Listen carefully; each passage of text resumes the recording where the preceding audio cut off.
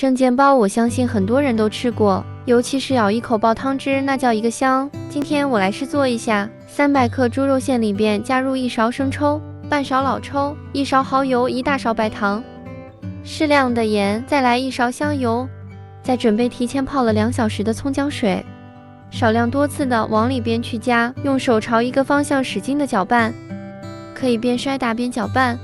一定要多搅拌一会，直到馅搅拌的最后变得黏黏的，先放在一边。这是昨天做的猪皮冻，可以去翻看昨天的视频。这块有150克，给它切碎注入馅里，再加入适量的葱花和切好的猪皮冻，搅拌均匀后，放冰箱里冷藏半个小时以上，冷藏后才会更加的好包。300克普通面粉加3克酵母粉、3克泡打粉、0.5克小苏打，并加温水边搅拌。水的重量大概在170克左右，还要看面粉的吸水性，酌情的去加减。面团和光滑后，盖上保鲜膜醒10分钟。生煎包需要半发面发，不需要发酵的2倍大。醒好后搓成长条，揪成20克一个的小剂子。剂子的表面再倒一点点食用油，给它整理圆润。再用擀面杖擀成包子皮，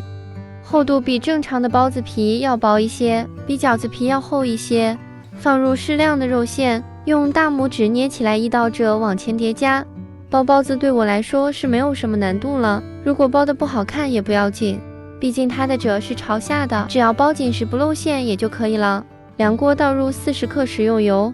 只要油能铺满锅底就可以，把包子均匀摆好，开中火开始煎包子。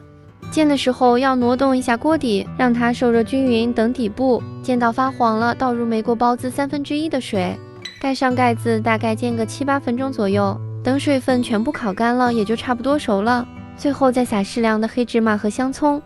再盖上盖子焖个半分钟，生煎包就做好啦。